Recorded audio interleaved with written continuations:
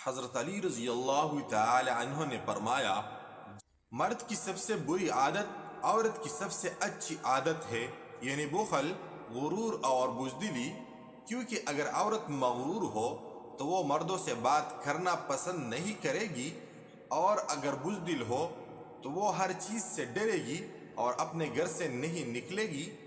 سب سے برا گھر وہ حمام ہے جس میں ستر ظاہر ہو اور حیا رخصت ہو جائے۔ ایک کریم آدمی کبھی بھی انتہا کو نہیں پہنچتا۔ ہم حرام کے ایک دروازے کے ڈر سے حلال کے 70 دروازے چھوڑ دیتے ہیں۔ جس نے کوئی کھانے کی چیز حاصل کی، اسی خرچ پر اسے فروخت کر دیا تو گویا اس نے صدقہ کر دیا۔ دوسرے قول کے مطابق گویا اس نے ایک غلام آزاد کر دیا۔ اے تاجروں کے گروہ، حق لو اور حق دو، تم سلامت رہو گے، اور تھوڑا نفع دگنا نہ کرو، ورنہ تم حق روک کر اس سے زیادہ سے محروم ہو جاؤ گے اور کی گناہ باطل طور پر ضائع ہو جائے گا۔ اگر غنی آدمی اللہ تعالیٰ کے ثواب کی خواہش کے باعث فقیر کے سامنے تواضع کرے تو یہ کام کیسا عمدہ ہے، اور اس سے بھی عمدہ اللہ تعالیٰ پر اعتماد کی وجہ سے غنی کا فقیر کو سب کچھ دے ڈالنا ہے۔ اللہ تعالیٰ کا محبوب ترین بندہ وہ فقیر ہے جو اپنے رزق پر قناعت کرے اور اللہ تعالیٰ سے راضی رہے۔ ذرا توقف کر کے اپنے دوست سے محبت رکھو، ممکن ہے کہ کسی روز اسی سے بغض کرنے لگو، اور ذرا توقف کر کے اپنے مبغوض سے بغض رکھو کہ ممکن ہے کسی روز اسے محبت کرنے لگو۔ میرے نزدیک اپنے دینی بھائی کو 20 درہم دینا دوسرے مسکینوں پر 100 درہم خرچ کرنے سے بھی زیادہ پسندیدہ ہے۔ بدترین دوست وہ ہے جو تجھے خاطرداری کا محتاج اور عذر طلب کرنے پر مجبور کر دے۔ بدترین دوست وہ ہے جس کی خاطر تکلف کرنا پڑے۔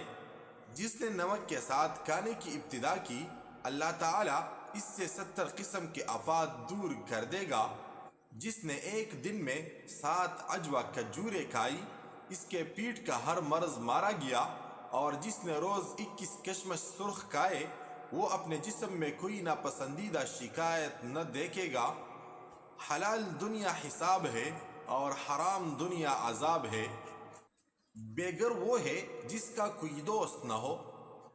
حضرت علی رضی اللہ تعالی عنہ کھجور اور نمک اپنے کپڑے اور ہاتھ میں لے جاتے اور ایک شعر پڑھتے جس کا مفہوم یہ ہے، کامل آدمی اپنے کمال سے گٹ نہیں جاتا جب وہ اپنے اہل و عیال کو کوئی فائدہ پہنچاتا ہے۔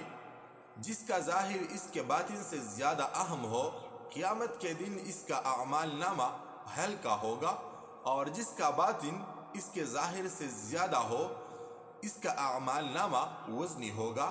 جیسے شراب میں شر ہے، اسی طرح گوشت کی مداومت میں ضرر ہے۔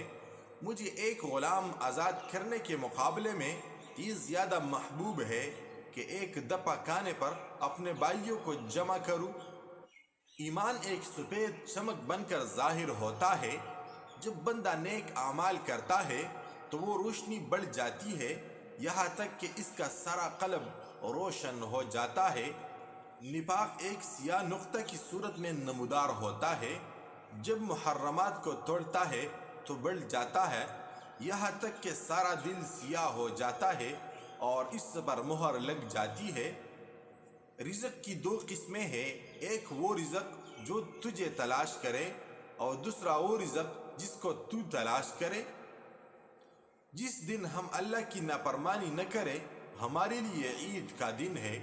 جب اللہ تعالیٰ کسی بندے سے محبت کرتا ہے تو اسے ابتلا میں ڈالتا ہے۔ اب اگر اس نے صبر کیا تو چن لیتا ہے، اور اگر راضی ہو گیا تو اسے برگزیدہ بنا لیتا ہے۔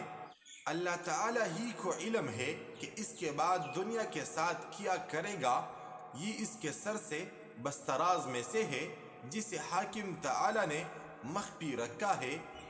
اپنے اور اللہ تعالیٰ کے درمیان کسی کو رازق نہ سمجھو، اور غیر اللہ کی نعمت کو اپنے اوپر قرض شمار کرو۔ جو شخص مجھے سیدنا ابو بکر صدیق رضی اللہ تعالی عنہ اور سیدنا عمر فاروق رضی اللہ تعالی عنہ پر فضیلت دے گا تو میں اسے ابترا باندھنے والی کی سزا لگاؤں گا۔ اللہ تعالی ہر کیفیت سے پاک ہے اور شرک سے بھی قریب تر ہے۔ انتہائی مخلوق کے لیے بیان کی جاتی ہے، حد تو اس کے غیر کے لیے منسوب کی جاتی ہے۔ وہ اپنے بلندی میں تنہا ہے، کوئی چیز اس کے لیے رکاوٹ نہیں، اس کی مخلوق کی اطاعت اس کا کوئی نفع نہیں، پکارنے والوں کے لیے اس کا جواب آنن فانن ہے۔ اس کے بارے میں حد بندی کا قول کرنے والا اس کی حقیقت سے جاہل ہے۔ معرفت الہیہ کے بغیر صغر سنی میں مر کر جنت میں جانے سے کبر سنی میں معرفت الہیہ کے حصول کے ساتھ دنیا سے جانا مجھے زیادہ پسند ہے۔ لوگوں کا سب سے بڑا خیر خواہ اور خدا کے سب سے زیادہ جاننے والا وہ شخص ہے جو لا الہ الا اللہ والوں کی سب سے زیادہ تعظیم کرے اور سب سے زیادہ ان کے ساتھ محبت رکھے۔